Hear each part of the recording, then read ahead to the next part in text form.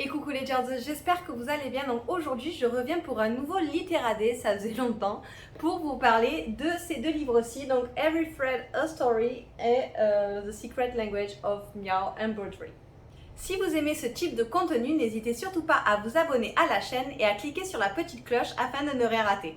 Donc comme je vous le disais, aujourd'hui, je vais vous présenter donc les deux livres. Donc le premier c'est Every Thread a Story et le deuxième c'est The Secret Language of Meow Embroidery. Donc ce sont deux livres qui avaient été conseillés par Pauline Ferrière, donc qui est la cofondatrice de The Living, donc qui est un studio de design qui a pour but de véhiculer les traditions des ethnies autochtones en Chine.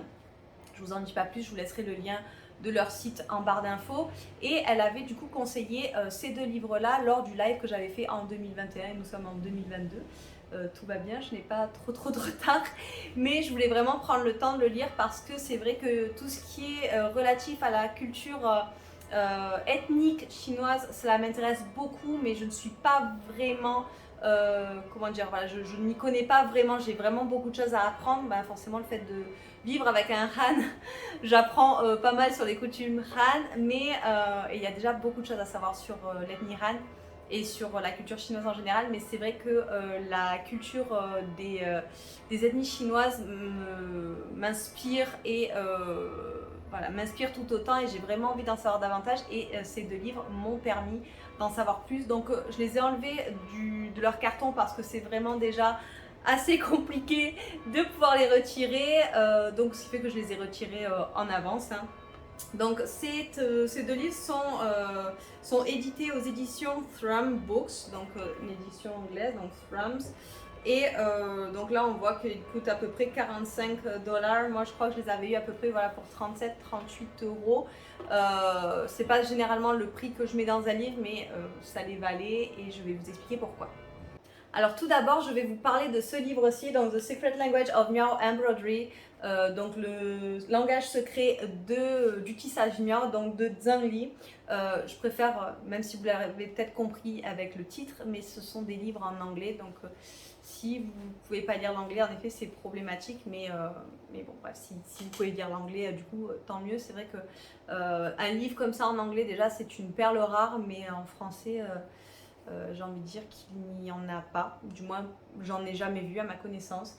Et du coup, qui est Zhang Li? Donc Zhang Li, elle a baigné dans la culture miao depuis sa jeune enfance parce qu'en fait son père était un grand amateur de la culture miao ainsi que des tenues traditionnelles miao. Donc ce qui fait qu'au fur et à mesure de sa vie, il a réussi à récolter pas mal de pièces du coup qu'il a créé, enfin qu'il a mis dans un musée qu'il a créé. Donc c'est le Meow Tales Costume Museum, à Guiyang, donc dans le Guizhou. Donc là ces deux livres vont surtout parler du Guizhou, même si on peut retrouver les miao dans d'autres provinces, donc aux alentours, notamment le Yunnan, mais je ne vais pas rentrer dans les détails. Et du coup, maintenant, Zhang Li a repris les rênes du musée. Et donc, du coup, c'est elle qui a écrit ce livre-là. Et dans ce livre, on va vraiment parler des motifs de tissage et également des manières de tissage. Alors, il y a certaines choses que je savais, comme par exemple, voilà, l'allégorie du papillon ou du dragon, parce que c'était Pauline qui en avait parlé notamment lors de ce live là. Et du coup après tout le reste c'était vraiment pour moi que de la découverte. Donc c'est un livre qui est très petit, celui-ci, il est à 71 pages. Et donc voilà, du coup on commence avec ce que représente le tissage miao, comment c'est fait, etc. Et il y a des photos juste incroyables, enfin comme celle-ci. On peut voir du coup que ce sont des costumes qui sont d'une richesse incroyable. Alors déjà rien qu'en le regardant comme ça, du premier coup, c'est juste incroyable. Mais après quand on apprend à savoir les différents motifs qui sont tissés, c'est juste incroyable. Donc voilà, là on peut voir le papillon notamment et plein d'autres. Donc il me semble qu'aussi il y a des poissons quelque part par là, ici si je ne me trompe pas, si ça fait pas assez longtemps que je l'ai lu. Mais c'est vrai que voilà, déjà rien que du premier coup d'œil c'est juste sublime, et quand on en apprend davantage c'est juste... on se rend compte à quel point c'est riche parce que justement comme le disait Pauline, les Miao n'ont pas de langue écrite. Ils ont une langue orale, donc tout est transmis à l'oral, mais ils n'ont pas de langue écrite, comme on pourrait le voir avec le mandarin. Et en fait, tout ce qui est brodé, en fait, c'est l'histoire du peuple Miao et de ses légendes, et c'est juste incroyable. Donc voilà, on voit au niveau des symboles, comme ça. Je ne voudrais pas tout vous montrer parce que je ne voudrais pas vraiment vous gâcher la beauté de ce livre et à quel point il est d'un intérêt juste incroyable. En attendant les futurs ateliers de Yi Living, Pauline, si tu passes par là. Et voilà, en fait, on va vous expliquer un peu les symboles. Voilà, je ne vais pas revenir dessus, mais on va vous expliquer un peu les symboles, comment les retrouver, etc., comment ils sont combinés.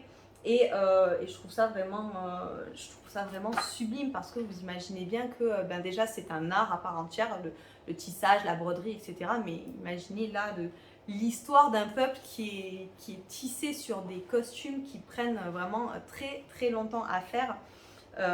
C'est juste incroyable. J'attends juste de retourner en Chine pour aller voir cette partie-là de la Chine. Vraiment, c'est si intéressant. Donc voilà, on nous montre un peu selon les motifs. Donc voilà, là par exemple le Four Character Symbol, donc la svastika que l'on pourrait croire. Alors pour les personnes qui ne sont pas familières avec la culture, je pourrais dire chinoise, mais la culture asiatique, notamment la culture bouddhiste. Alors oui, malheureusement, les nazis l'ont repris et en ont fait un symbole qui est maintenant... qui l'ont pas repris à sa juste valeur. Maintenant, ça représente le fascisme.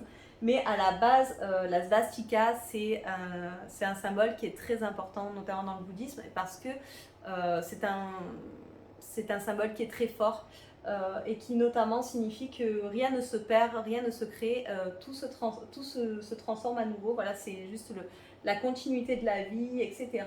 Et donc voilà, on vous montre à peu près certains motifs qui pourraient être faits et ici notamment donc l'exemple sur vraiment un tissu brodé. Donc voilà, et on retrouve pas mal de ces motifs-là dans le livre, donc, notamment donc, le papillon, donc, qui est également l'un des plus grands symboles dans la culture Miao. Je ne vais pas vous expliquer en détail ce que c'est, je préfère vraiment vous laisser la beauté de ce livre à découvrir. Et donc voilà, en fait, on vous aura expliqué au début les différents symboles, les différentes images. Et après, vous pouvez vous-même vous amuser à chercher en fait les différents symboles et tout ça et pouvoir vous-même interpréter donc du coup le motif que l'on vous présente. Donc voilà le symbole du dragon. Ici on peut voir donc beaucoup le symbole du dragon. Et c'est juste magnifique. Enfin vraiment, ça peut paraître très simple comme livre, juste de montrer un petit symbole, etc. Mais vraiment, si vous allez dans le livre en détail, vous allez voir que c'est très enrichissant. Enfin, c'est vraiment enrichissant pour soi-même. Regardez-moi ça. Enfin, c'est juste sublime. Enfin, si un jour j'ai l'occasion de pouvoir voir ça de mes yeux, ça serait vraiment somptueux parce que c'est vraiment énormément de travail en fait. Et c'est un travail qui mérite d'être plus connu. Hop. Et voilà, je voudrais vraiment pas vous spoiler tout le livre. Mais voilà ce que vous pouvez trouver dans ce livre-là, c'est l'explication des symboles, des motifs et en voir certains exemples donc sur du tissu brodé. Et du coup voilà, je vous recommande vraiment ce livre-là pour en apprendre davantage sur les symboles, les motifs et ce qu'ils représentent pour le peuple Miao. Et enfin, le deuxième livre qui est tout aussi intéressant, donc Every Thread a Story, donc chaque fil une histoire, qui a été écrit donc par Karen Eltingbrock et Linda Ligon. Donc ces deux personnes-là, ces deux femmes viennent de la maison d'édition Thrums. Et enfin Wang Jun qui est un guide touristique qui s'est spécialisé du coup dans la culture et dans les ethnies autochtones chinoises. Et ensuite donc le photographe c'est Joe Coca. Et dans ce livre on va présenter différents artisans donc, des ethnies chinoises, donc toujours dans le Guizhou. Et on va parler donc, voilà, de différentes manières de tissage. Donc on va parler de quelques ethnies, mais majoritairement des personnes issues donc, des ethnies Miao et Dong. Et on va pouvoir voir en fait différentes méthodes de tissage et également qu'est-ce que les différentes méthodes en fonction de leur tribu, parce que certes il y a les Miao, il y a les Dong, mais à l'intérieur de cette grande famille il y a également des répartitions, etc. Et du coup on va voir tout ça dans ce livre. Pareil, je vais faire comme l'autre, je ne vais pas vous revenir dessus parce que je voudrais vraiment vous laisser le suspense si vous achetez ce livre, parce que voilà, je voudrais vraiment que vous l'ayez, que vous le visualisez, que vous puissiez le lire dans son intégralité.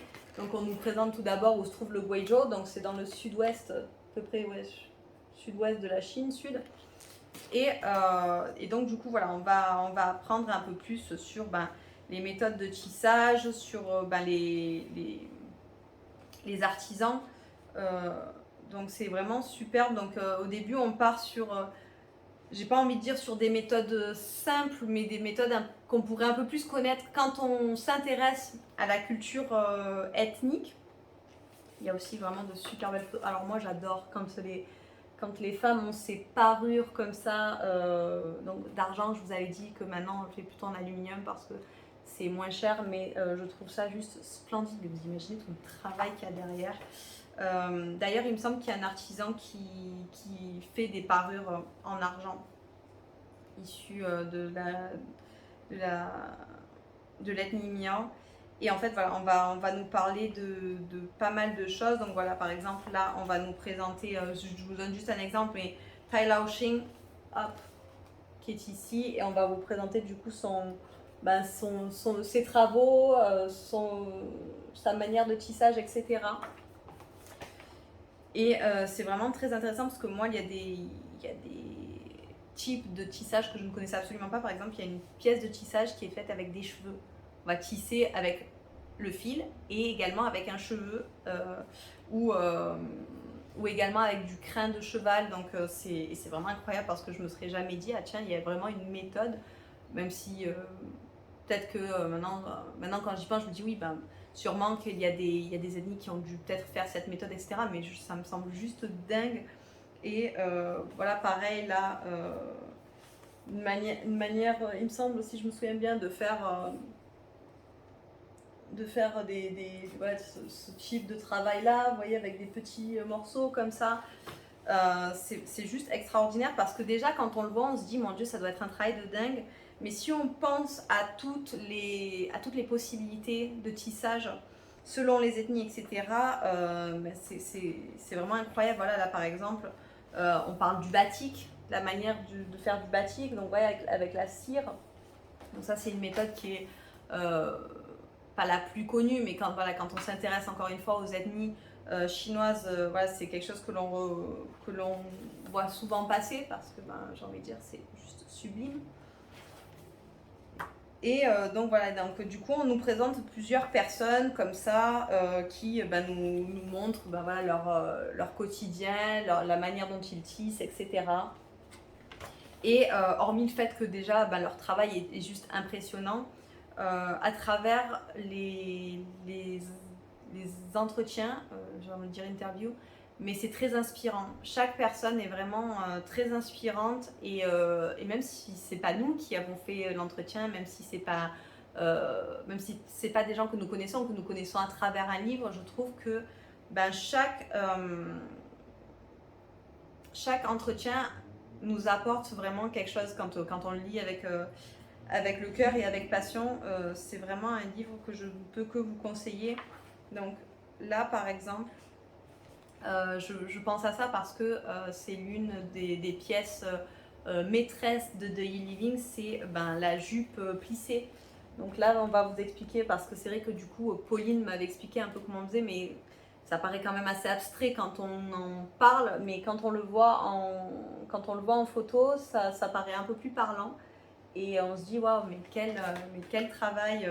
Donc c'est l'une des pièces maîtresses chez The E-Living parce qu'elle est juste de toute beauté, en plus avec toute l'histoire qu'il y a derrière. Je vous l'avais repartagé d'ailleurs lors du Share the Love China sur Instagram. Mais c'est vrai que quand on le voit, quand on y pense, etc., c'est vraiment sublime. Là, par exemple, on nous parle du tourisme. Parce que du coup, voilà, il y a pas mal de tourisme au niveau de certains villages miao, etc. L'impact que ça a eu, ce que ça apporte, etc. etc. Donc, voilà, vous voyez un peu ce qu'on fait dans certains villages pour le tourisme. C'est très intéressant. Voilà, ça parle aussi également des chapeaux, dans certaines ethnies, tel ou tel chapeau, quand on le porte comme ça ou comme ça, ben, ça signifie quelque chose. Donc voilà, on en apprend en plus de tout ce qui est du niveau de l'artisanat, on en apprend également beaucoup sur la société, sur les mœurs et sur les coutumes.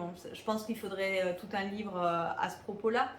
Ce serait super intéressant, mais pour vous dire que vraiment dans ce livre, on apprend beaucoup, beaucoup de choses. Et ça me fait rire parce que, enfin ça me fait rire, ça me fait pas rire, mais quand on pense au Made in China, c'est fou comme les gens ne pourraient même pas s'imaginer ça, ou bien se l'imaginent par pure appropriation culturelle, mais c'est vrai qu'on peut le voir. Ça me fait penser à un live expert qu'on avait eu avec Pauline, mais sur certaines choses, par exemple Victoria's Secret, etc., qu'on pourrait s'imaginer, mais on ne prend pas l'ampleur pleinement de ce que cela évoque et qui est intrinsèquement là.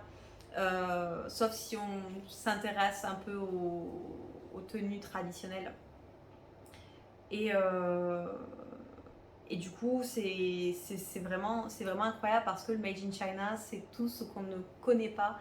Et si on compte que la culture chinoise, on n'imagine même pas toute la culture autochtone autour, mais vous imaginez tout ce qu'il y a à découvrir sur le Made in China, sur ces techniques-là, sur cet art-là, c'est juste incroyable et c'est triste de savoir qu'au final on en connaisse si peu.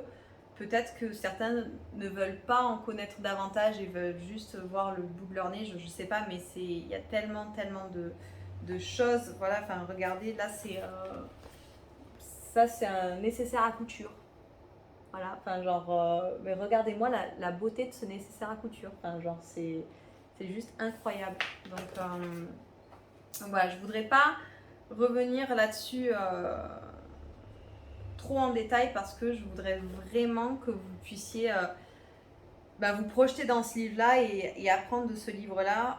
Moi, je sais que c'est un livre qui m'a, voilà, vous voyez, avec les jupes et tout ça, c'est juste un travail incroyable. C'est un livre qui m'a beaucoup marqué. Qui a un peu... qui m'a donné envie d'en savoir plus. Et comme je vous disais au début, le souci, c'est que déjà, en anglais, il y a très peu de livres dans ce genre-là. Et en français, alors encore moins. Mais pourtant, il y a tellement de choses à savoir sur le sujet. Et j'espère qu'il y aura d'autres livres qui participeront en fait au rayonnement de la culture autochtone chinoise. J'essaie dans mon quotidien de faire des choses pour l'écologie, etc. Bon, à ce que je peux faire. Mais c'est vrai que quand j'y pense, je me dis, mais heureusement qu'on a les avions, etc. Pour pouvoir nous permettre, hors Covid, de pouvoir nous permettre d'aller découvrir ces gens-là et d'apprendre d'eux et de nous enrichir. C'est vraiment... je pense que oui, en effet, on a trop pris le goût du voyage, etc. Mais vous imaginez s'il n'y a pas tous les avions, s'il n'y a pas ce mode de transport qui nous permettent en fait d'accéder à eux, toute cette culture resterait entre eux, donc ils se la transmettraient comme ils se la transmettent maintenant, mais quel dommage ce serait pour nous de ne pas pouvoir profiter de cette culture-là parce que c'est une culture qui est tellement enrichissante et pour ça je remercie malgré le fait que ça a créé pas mal de problèmes au niveau de l'écosystème, etc. Mais c'est de pouvoir amener ce genre de savoir, de nous emmener ce genre de savoir. Enfin, je sais pas ce que vous en pensez, mais du coup, voilà, moi, ce que j'en pense, c'est que j'espère que malgré le trafic aérien, etc., on sera amené à faire découvrir beaucoup plus du vrai Made in China en France et que ce soit pas juste que l'ethnie Han ou qu'une certaine province de Chine, parce que c'est vrai que du coup en France on a beaucoup de provinces du Zhejiang avec les Wenzhou. Ça commence à s'ouvrir aussi un peu avec certaines personnes qui viennent du Sichuan, Chengdu, Chongqing, etc. Mais il y a tellement de provinces à connaître au final et aussi beaucoup d'ethnies. Donc voilà, j'espère qu'à l'avenir, nous aurons l'occasion d'en apprendre un peu plus sur eux, sur leurs coutumes et sur leurs traditions. Donc voilà pour ces deux livres. Donc vous pouvez les acheter ensemble dans le petit coffret que je vous ai montré là. Je crois que je vous ai dit, je l'avais payé 37 €, quelque chose comme ça. Mais sinon, j'ai vu aussi qu'ils étaient séparés. Donc là, je vois qu'ils coûtaient 15 $. Et là, ils coûtent 34,95 $. Donc moi, je les ai eus sur Amazon. Donc voilà, on peut dire ce qu'on veut. Mais Amazon, du coup, c'est bien pour nous apporter ce type de livre-là. Donc vous pouvez les acheter ensemble ou séparément. Moi, je vous conseille d'acheter les deux parce que les deux ont absolument, ils ont à voir dans le sens que c'est la broderie, la broderie pardon, ethnique et miao, mais qu'on en apprend vraiment et sur les symboles dans l'un et plus sur l'art, sur la tradition, etc. dans l'autre. Donc vraiment, je vous conseille d'acquérir les deux. Moi, je remercie vraiment Pauline de m'avoir conseillé ces deux ouvrages-là parce que du coup, ce sont vraiment des ouvrages qui m'ont profondément marqué et que je suis contente d'avoir dans ma bibliothèque.